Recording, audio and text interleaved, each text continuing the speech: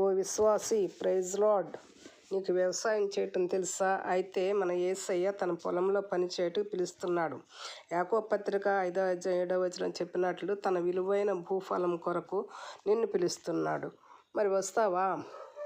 మరి అనేక మంది దేవుని సన్నిధికి వెళ్తూ కూడా నామకార్థ క్రైస్తవులుగా ఉన్నవారిని ఓపికతో మరలా దేవుని దగ్గరకు నడిపించుటకు నేను పిలుస్తున్నాడు.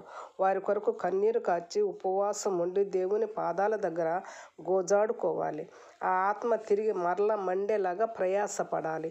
వారిని గద్దించాలి, బుద్ధి చెప్పాలి, జ్ఞానము బోధించాలి, పదే పదే పురికొల్పాలి. ఇలా చేయటానికి నిన్ను పిలుస్తున్నాడు. మరి మౌనంగా ఉంటే ఎలా? నశించిపోయే ఆత్మను దేవుని సన్నిధికి ఎవరు నడిపిస్తారు?